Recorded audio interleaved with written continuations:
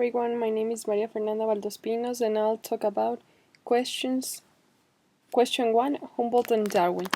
Weeks and Pear and Riback 2010 describe the physical and the intellectual encounter between two great minds of the 19th century. Use this text to analyze the reception of Darwin and Humboldt's ideas in America. Charles Darwin and Alexander von Humboldt are two of the people that excelled the natural history and biology of the 19th century. The Humboldt's discoveries are so outstanding enough that often Darwin in his text mentions them obviously with a German style as different but surprise. Darwin recently started its publication in 1859 when Humboldt was dead. So there is a big question if actually Charles Darwin made an important discoveries of the history that Humboldt had already discovered.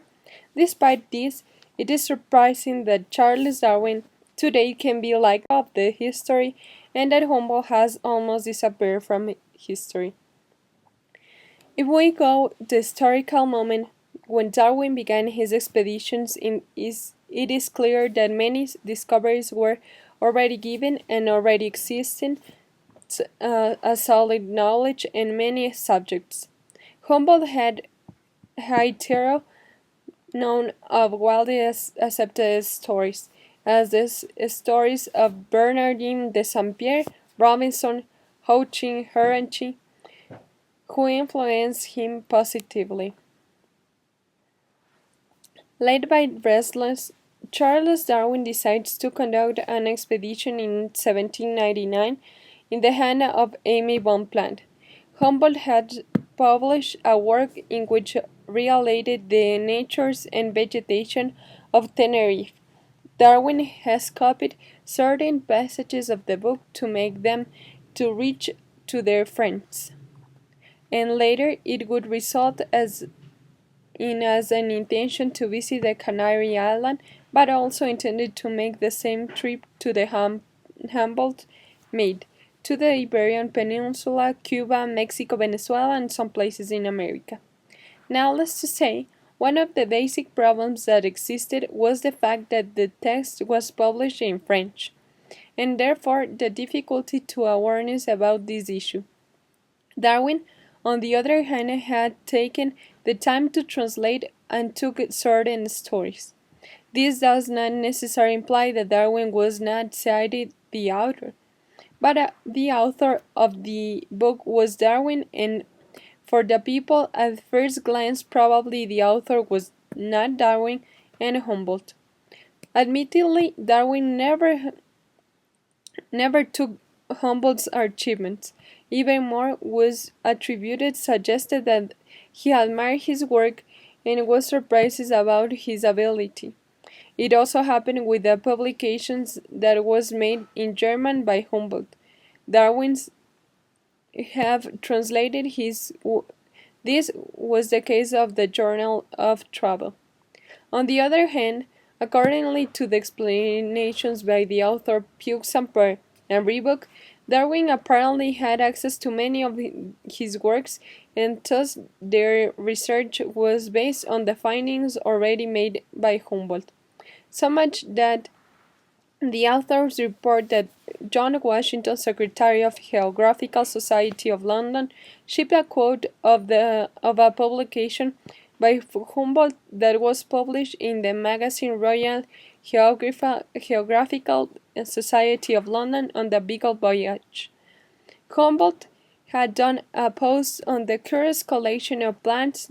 Then, in 1839, Darwin investigated Henslow's hen in the Galapagos Island.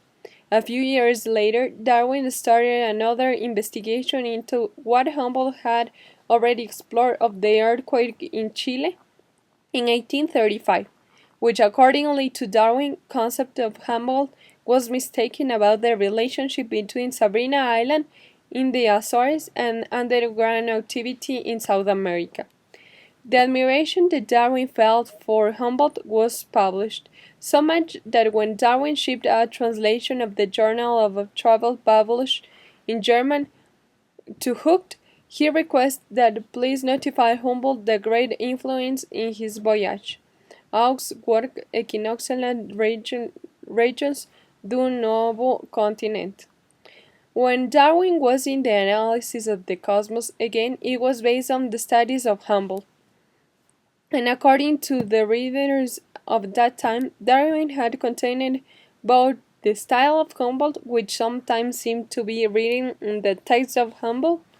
The florid style was full of French expressions typical of Humboldt, through Charles that had used is the same style. Some authors replicated the idea that even Darwin lived experience, but simply took the ideas of Humboldt and reflected differently. The discoveries of great importance that Darwin did had a lot of importance. For example, when he was in Peru, there was a general fever, which was caused by the miasma or vapors emanating from marshlands. This was near the Callao, for they were covered with grasses and small puddles standing water. Darwin concluded that the miasmas were not always inherent in the climate and vegetation, that it must be some other reason, because in Brazil, that has most extreme conditions, there was not these health problems. The weather had turned rainy later, and fever had lasted almost through all the year. But again, Darwin found it a place to compare with the same conditions as were the Galapagos Island, in quotes of Humboldt, who thought that the smallest marshes were the most dangerous because the too high temperatures are rises, and so it was safer to sleep in a boat. Other example is when Darwin speaks of the origin of a species, which often refers to Humboldt, referred to areas that do not have layers of strata, as the region's largest granite pyramid, 19 times bigger than Switzerland. Another issue that touched the author is the relationship between the distribution of plants and varieties of plants characteristic of the Cordillera. Finally, the next issue that touches Darwin is the variation of animals and plants and their domestication. As you can see, Darwin and Humboldt were very similar in their ideals. They also had the opportunity to meet in January 29 in 1842 in London. Within conversations learned to Hooker had discussed the influence of climate and soil on vegetation diversity, and that Humboldt had told him that the vegetation of the river Obi had the same climatic and soil characteristics but it had totally different vegetation. Both praised this work after several meals. Undoubtedly, it is unfortunately a knowledge of differentiations in Humboldt and Darwin. As we have seen, the leader of the research was Humboldt, so much that Darwin could not have achieved anything with this information. Well, this served as a kind of map for all research published subsequently. Hence, his first argument, Humboldt conducted his research in French and German and suggested that there was a little interest to be disclosed. So he did not translate. Hence, the translator, and to some extent, which credits earned outside was Darwin. As you can see, so much that many interested in the subject to Darwin sought to know what Humboldt had investigated. Kuhn states that the paradigm which considers episodic understanding of scientific knowledge in the community periods are interrupted by episodes of revolutionary science. So, is the second argument could be established because Humboldt is not known as and Darwin is.